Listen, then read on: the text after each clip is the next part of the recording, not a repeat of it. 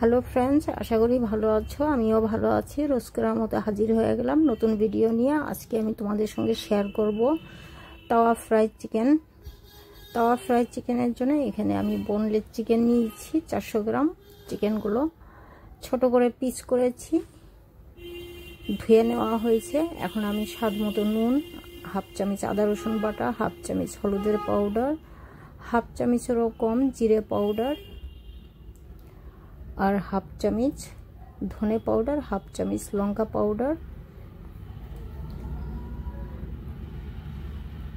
Half teaspoon গরম মশলা powder ভাজা, আর এখানে অ্যাড করব 2 চামচ সরষের তেল। আর যারা সরষের তেল খেতে পছন্দ করে না তারা রিফাইন্ড অয়েল ইউজ করতে পারো। আমি সরষের তেল দিয়ে রান্না করতে বেশি পছন্দ করি বলে আমি সরষের তেলটাই এখানে ইউজ করলাম। এই যে ভাজা গরম মশলা পাউডার হাফ টিস্পুন ইউজ করে নিলাম এখানে। তো এখন ভালো মতো করে হাতে আমি মিশিয়ে দিচ্ছি মশলাগুলো। ভালো মতো করে মিশাতে হবে যেন চিকেনের ভেতরে মশলার ফ্লেভার ঢোকে আর ঝাল নুন সবই ভেতর পর্যন্ত একদম যায়। এই যে ভালো করে মিশিয়ে দিলাম। এখন আমি আধা ঘন্টার মতো এটা রেস্টে রাখবো। এই চিকেন ম্যারিনেশন যত দেরি রাখবে ততই চিকেনের ভেতরে মশলা ঢুকবে। চাইলে তোমরা 3 থেকে 4 ঘন্টা রাখতে পারো, আরও ভালো, চিকেনটা বেশি টেস্ট হয়ে যাবে।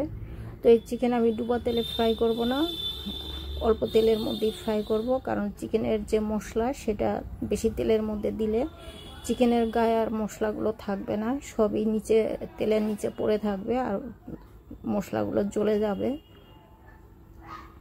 তো এখানে চিকেন ফ্রাই করার আগে আমি কয়েকটা পাঁপড় ফ্রাই করে তুলে নিচ্ছি। পাঁপড়গুলো সাদা তেলে ভাজলে ভালো হয়, কিন্তু আমি তো সাদা তেল এখন আর ইউজ করব না, ওই জন্য আমি সরষের তেলের মধ্যেই ফ্রাই করে নিচ্ছি। তোমরা আবার কনফিউজ করে দিও না যে এই পাঁপড় আমি চিকেনের মধ্যে ইউজ করব কিনা। না, আমি এই চিকেনের মধ্যে এই পাঁপড়টা ইউজ করব না, এটা আমি ভাতে খাওয়ার জন্য ফ্রাই করে আলাদা করে রেখে নিচ্ছি।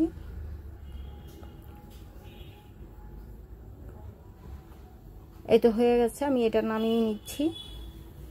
এখন আমি এই তেলের মধ্যেই চিকেনগুলো ফ্রাই করে নিব। ভিডিওটা স্কিপ না করে পুরো ভিডিওটা দেখতে থাকো, তাহলে বুঝতে পারবে আমি কি করে তাওয়া ফ্রাই চিকেন করি। খুব ইজি আর খুব কম সময়ের মধ্যে তাওয়া ফ্রাই বলো বা প্যান ফ্রাই বলো, জিনিসটা একই, কিন্তু দুটো দুরকম নাম বলা যেতে পারে।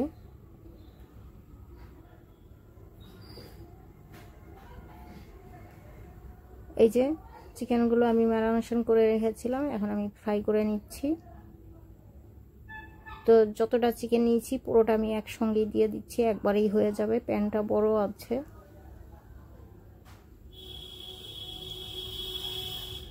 তো এই যে দেখতেই পেলে আমি কতটুকু তেল নিয়েছি এই চিকেন ফ্রাই করার জন্য। ঠিক এরকম চিকেন ফ্রাইয়ের জন্য তেল নিতে হয়। এর থেকে বেশি তেল হলে চিকেনের গায়ের থেকে মশলাগুলো ছেড়ে আলাদা হয়ে যাবে, তখন আর চিকেন খেতে অতটা টেস্ট পাবে না যতটা তোমরা আশা করেছো।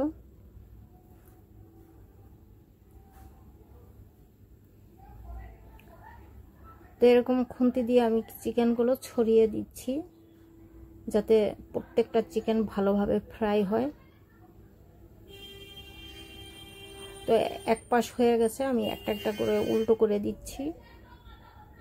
দুপাশ যখন হয়ে যাবে তারপরে উল্টাপাল্টা করে একটু নেড়ে দিলেই হবে, তাহলে যে সাইডগুলো আছে উল্টাপাল্টা করে নাড়লে ওই সাইডগুলো ফ্রাই হয়ে যাবে। এইভাবে একটা একটা করে উল্টো করে দিলে প্রত্যেকটা চিকেন সমানভাবে ফ্রাই হবে। আর উল্টাপাল্টা যদি শুরুতেই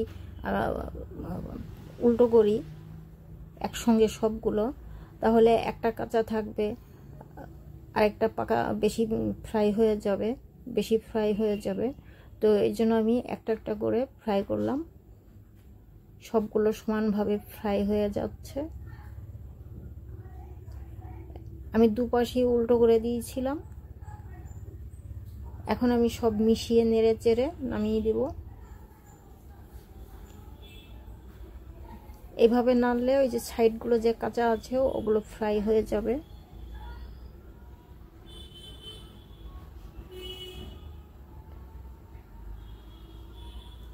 এই তো ফ্রাই করা হয়ে গেছে, এখন আমি নামিয়ে দেব।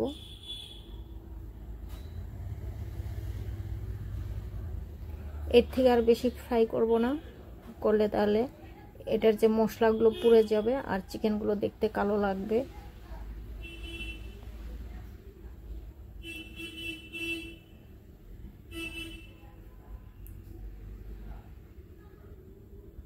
এই রেসিপিটা খুবই ইজি আর খুব কম সময়ের মধ্যে হয়ে যায়, অনেক কম উপকরণ দিয়ে। তাওয়া ফ্রাই চিকেনের জন্য সেরকম কোনো উপকরণ লাগে না। এই প্যানের মধ্যেই আমি আরও তেল অ্যাড করে দিলাম। এখন আমি গোটা জিরে দিয়ে দিলাম ফোড়নের জন্য। ফোড়নের জন্য আমি সেরকম কিছু দেব না, কয়েকটা গোটা জিরে, এই হাফ টিস্পুনের মতো, আর একটা তেজপাতা আমি চিড়ে এখানে অ্যাড করব।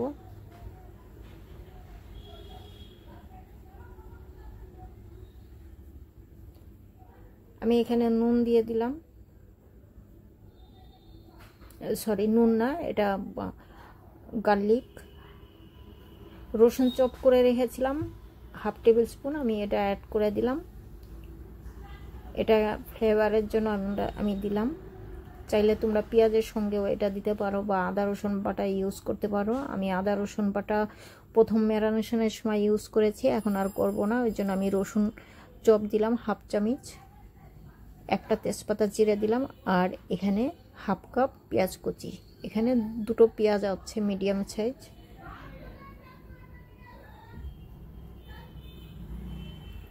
তো পেঁয়াজগুলো খুব বেশি লাল করব না। তো এখানে 1 চামচ, এখানে ধনের গুঁড়ো 1 চামচ, লঙ্কার গুঁড়ো হাফ চামচ, জিরের গুঁড়ো হাফ চামচ, হলুদের গুঁড়ো। তো এই গুঁড়ো মশলা দেওয়ার পরে আমি এই চিকেন ফ্রাইতে জল একদমই ইউজ করব না, তাহলে এটার টেস্ট যেমন পাওয়ার দরকার সেরকম পাবো না। চাইলে তোমরা অল্প জল ইউজ করতে পারো, যদি তোমরা মনে করো যে পারছি না, মশলাটা ধরে যাবে, কালো হয়ে যাবে, যদি এমনটাই তোমাদের কাছে লাগে তাহলে তোমরা অল্প জল ইউজ করতে পারো। তো আমি এখানে জল ইউজ করব না, আমি গ্যাসের ফ্লেম লো করে এই মশলাটা পেঁয়াজ তেলের সঙ্গে ফ্রাই করে নিয়েছি ভালোভাবে। এখন আমি ভেজে রাখা চিকেনগুলো অ্যাড করে দিলাম।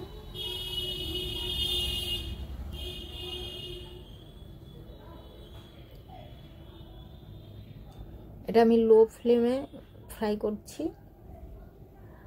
এটা অর্ধেক টমেটো, চাইলে তোমরা টমেটো স্কিপ করতে পারো। আমি এটা দেখতে ভালো লাগার জন্যই আমি দিলাম, এটা টেস্টের জন্য আমি দেইনি। টেস্ট হওয়ার জন্য আমি অন্য একটা সস ইউজ করব এখানে, এটা হোমমেড সস।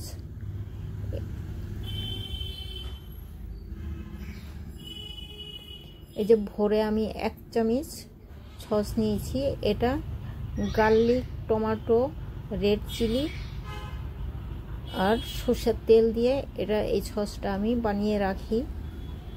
এটা আমি অনেক রেসিপিতে ইউজ করি, আর এটা ইউজ করলে এটার কালারটা খুব ভালো আসে, টেস্ট অনেক বেশি বেড়ে যায় এই সসটা যখনই কোনো রেসিপিতে ইউজ করা হয়। তো এখন দেখবে কালারটা কতটা ভালো লাগছে নাড়াচাড়ার পর। তো আমি ভালো মতো করে নেড়ে চেড়ে মিশিয়ে দিচ্ছি সসের সঙ্গে।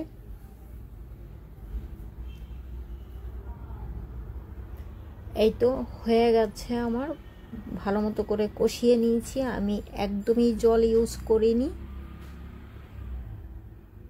এখানে আমি ফ্রেশ ধনেপাতা আর 2টো কাঁচা লঙ্কা ইউজ করলাম, আর এটা কচুরি মেথি আমি প্রথমেই একটু উষ্ণ গরম করে ক্রাশ করে রেখেছিলাম একটা সাইডে। এটা আমি এখন ভালো মতো করে লঙ্কা, কচুরি মেথি আর ফ্রেশ ধনেপাতা দিয়ে ভালো মতো করে মিশিয়ে দিলাম।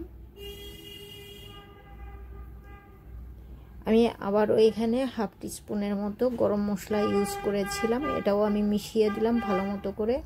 এই তো হয়ে গেল ঝটপট তৈরি তাওয়া ফ্রাই চিকেন। তো আর দেরি কেন ফ্রেন্ডস, তোমরাও ঝটপট তৈরি করে ফেলো তাওয়া ফ্রাই চিকেন। যখনই আমাদের রান্না করতে ইচ্ছা করে না, তখন আমরা খাবার অর্ডার দেই, যদি এইভাবে খাবার অর্ডার না দিয়ে আমরা ঘরেই তৈরি করে ফেলি ঝটপট, কত মজাদার আর কত হেলদি ফুড বাড়িতেই আমরা তৈরি করতে পারি। শুধু একটু সামান্য সময় বার করতে হয়, বেশি সময়ের দরকারও পড়ে না এখানে। তো আশা করি আমার এই ভিডিওটা তোমাদের একটু হলেও কাজে লাগবে। আর যদি তোমাদের উপকারে লাগে আমার ভিডিওটা লাইক অ্যান্ড শেয়ার করবে, আর চ্যানেলটাকে সাবস্ক্রাইব করে রাখবে। নিত্য নতুন ভিডিও পেতে হলে চ্যানেলটা সাবস্ক্রাইব করে রাখবে। তোমাদের যদি ভালো লাগে আমাকে কমেন্টস করে জানাবে, ভালো লাগলেও জানাবে, না লাগলেও কমেন্টস করবে।